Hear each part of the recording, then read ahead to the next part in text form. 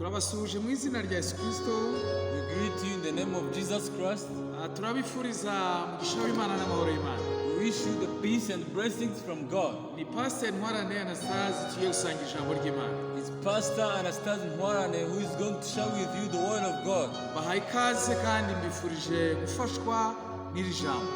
I welcome you and I wish you to be touched by this word. Reka dusenge Imana. Let us pray. Data mu izina rya Yesu Kristo. Father, in the name of Jesus Christ, Yasengera abana bawe. I pray for your children Bagiye kumva iri jambo. who are going to listen to this word. Baha umugisha. Bless them. Amaso yabo, May their eyes, amatwi yabo, may their ears, imitima yabo may their hearts bihabwe umugisha. be blessed. Yakira impinduka May they receive change mu izina rya in the Yesu. name of Jesus. Amen. Amen. Tugiye gusangira rero ijambo ry'Imana. We are going to share with you the word of God. Ni umwanya muto ariko turiga ibintu by'ingenzi cyane. It is a short time, but we are going to learn very important things. Ndagusabye utangire kandi usoze. I recommend you to start with us and we end with us. Ndakwifuriza ko wakurikirana iri jambo mpaka rirangira. I wish you to follow this teaching from the beginning up to the end. Turi mu kinyejana cy'abantu barambirwa. We are in the century where people quit early. Ubundi abantu barambirwa cyane n'abana. People who quit early, they are children. Abana ntabwo bashaka gutinda mu bintu. Kids, they don't want to spend a lot of time in something. Kino gihe rero abantu ntibashaka gutegereza cyangwa gutinda bumva ibintu by'ingenzi cyane. So nowadays, people don't want to spend enough time listening through important things. Ikinyejana cy'abantu barambirwa vuba. It is century of people who fade up. Ikinyejana cy'abantu babivamo vuba. It's a time for people who quit early. Ni abantu bashyuha cyane ariko bagahora vuba. There are people who become hot and they become cold so fast. Rero ndagusabye kugira ngo ube umuntu uzi gutegereza no gukurikirana neza iby'ingenzi cyangwa ibintu byiza ujye ubifatira umwanya. So I request you, I recommend you to be someone who give them good things, who spend time on good things. Rero Imana iguhe umugisha. So may God bless you a lot. Tugiye gukomeza kuvuga ibintu birindwi twifuza ko babyo. We are going to keep talking about our teachings, which says 7 things which we want to be. Ibintu birindwi twifuza kuba byo. 7 things which we wish to be. Ibyo bintu uko ari birindwi ugomba kubyitaho cyane, tuzabitindaho muri iyi minsi. You should be careful about those 7 things because we shall spend a lot of time on these 7 things. Niyo nyigisho tuzibandaho cyane. It is the teaching that we keep talking about. Rero twabonye ko ikintu cya mbere twifuza kuba cyo.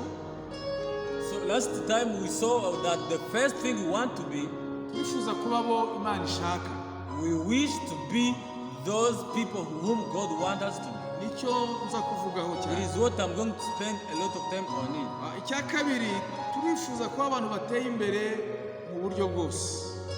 The second thing, we want to be people who have been grown in all different parts of the human body. Bateye imbere mu mwuka, mu bugingo ndetse no mu mubiri. Grown in spirit, grown in the body, and grown in the soul. Turifuza kandi kuba abantu bafite urugero rwiza mu kugendera ku ntego. Also, we want to be people who are led by purpose.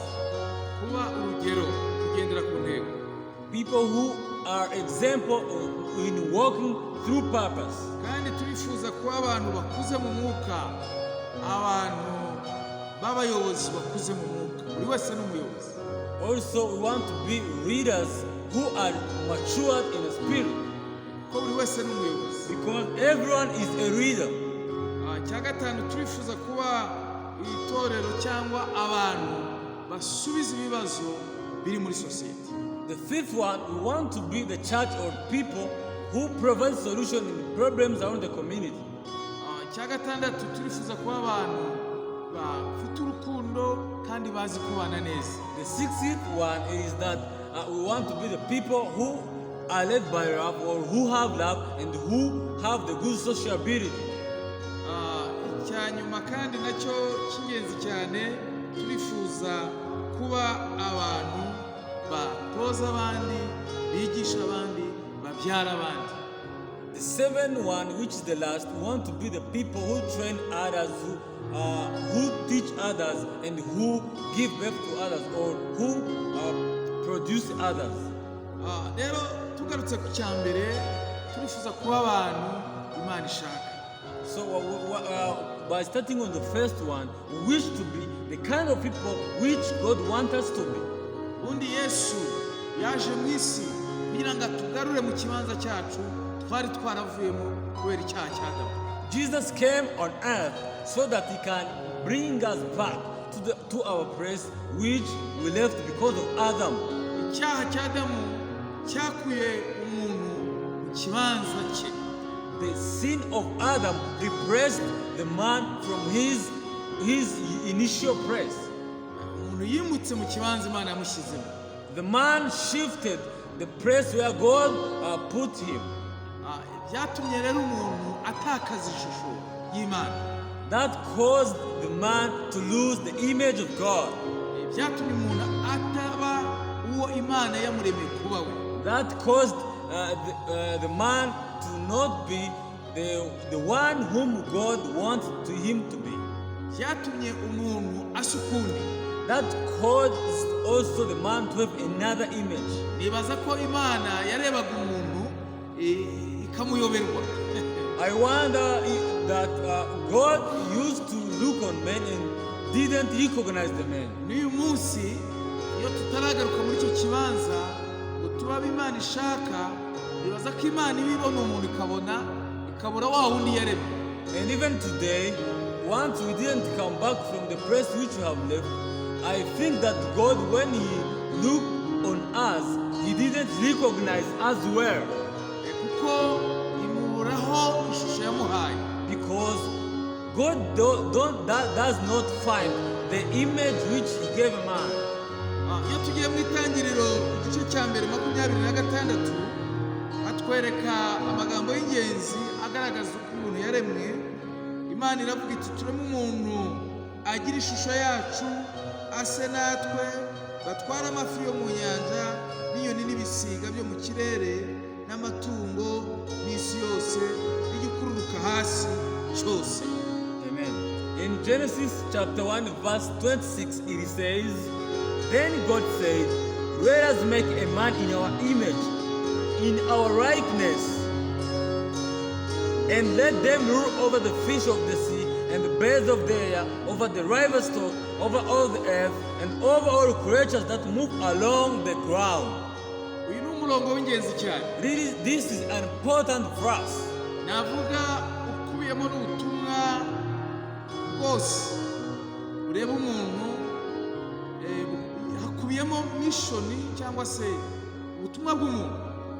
Also, I can even say that this verse contains the whole mission of the message of a man. Kuko harimo umugambi w'Imana. Because it includes the plan of God. Harimo icyo Imana yavuze ku muntu atararemwa. It contains also what God has told to the man before the creation. Ndagira ngo nkubwire ngo hari icyo Imana yakuvuzeho utararemwa. Amen. I want to let you know that there is something that God has spoken on you before your creation. Ntabwo ndi kuvuga ngo hari icyo papa wawe yakuvuzeho, hari icyo inshuti yawe yakuvuzeho, hari icyo abantu bakuvuzeho, hari icyo abakomeye bakuvuzeho. Ndavuga ngo utararemwa hari icyo Imana yakuvuzeho. I'm not saying that there is something that your dad talked about you or your mom or other peoples or other great men and other kings and what, but I'm telling you that there is something that God talked about before your creation. Hari icyo Imana yavuze ku buzima bwawe. There is something that God has confessed, has proclaimed on your life. hari icyo Imana yifuje waba cyo.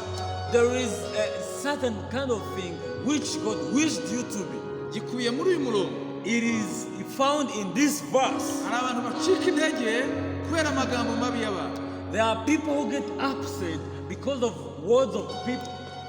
Abantu babavugaho amagambo mabi. People talk bad words on them.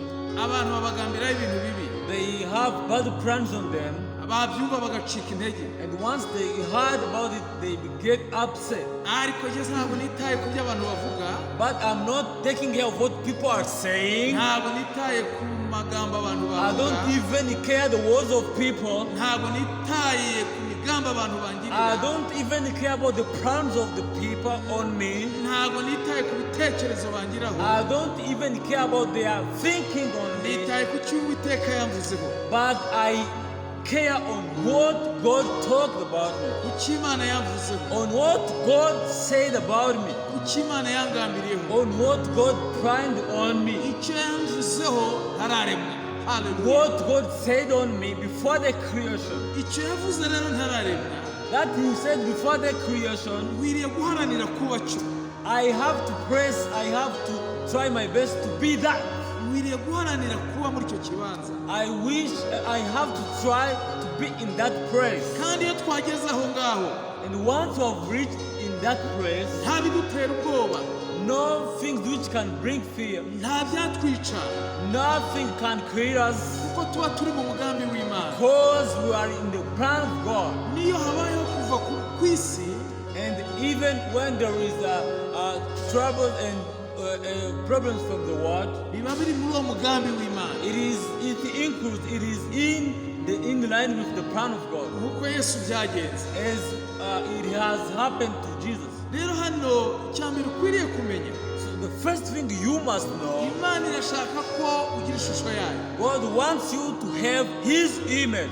Tureme umuntu mu ishusho yayo. He said, let us create a man in our own image. Ubutaha nzavuga ku ishusho y'Imana. Next time I will talk about the image of God. Ariko ishusho y'Imana ni Kristo.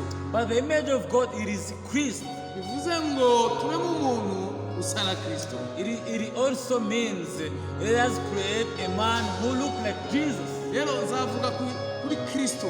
So, Ishusho ya Kristo ni. so I shall talk about Christ. What is the image of Christ? Kandi uwo muntu ngo agire ubutware. And may that man have dominion. Agire ubutware. May that man have dominion. Agomba kugira authority. He has to have the authority. Agomba kugira ubutware. He has to have the authority. Agomba kugira ubutware. He should have the authority. Ku bintu byose Imana yaremye. All creatures. Agomba kugira ubutware. He should have authority Ku butaka, on the land, ku nyamaswa, on the animals, ku bintu byose. and on everything. Agomba kugira He ubutware. should have the authority. Ariko ninde uzagira Who ubutware? should have the authority? Wa wundi usa na Kristo. It is the one who has the Christ image, Wa wundi ufite ishusho y'Imana. the one who has the God's image. Agomba kugira ubwo butware. He should have that authority. Agomba kugira He ubutware. should have authority. Bagatwara ibyo Imana yaremye. He dominates all creatures. Rero turifuza kuba uwo muntu So we wish to be that kind of person ufite iyo shusho who y'Imana have that image of God kandi ufite ubutware, and who has also that authority, uhagarariye Imana mu isi. who stand on behalf of God in the earth. Hallelujah. Praise the Lord. Turi abahagarariye Imana mu isi. We are the ambassadors of God on earth.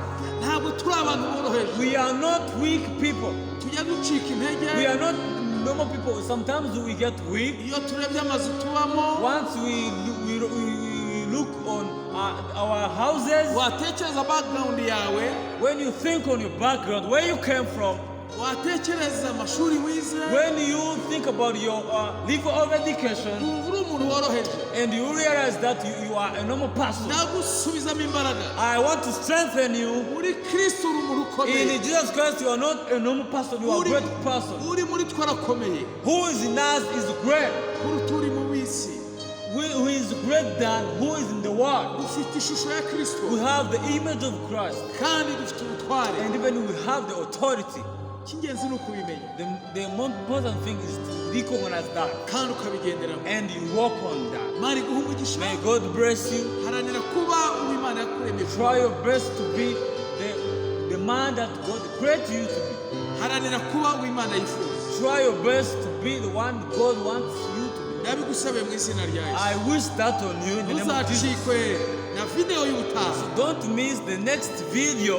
tuzakomeza kuvuga kugira ishusho ya Kristo. We shall keep on talking about having the image of Christ. uzaryoherwa n'uburyo turi abantu badasanzwe mu bwami bw'Imana. Amen. You will enjoy how amazing we are in the kingdom of God. Imana ibahe umugisha. May God bless you. data umugisha abana bawe. God bless your children. bagirira neza. Be good at them. iri jambo rihindura ubuzima May bwabo. this word change their mu lives. izina rya In the Yesu. mighty name of Jesus. Amen.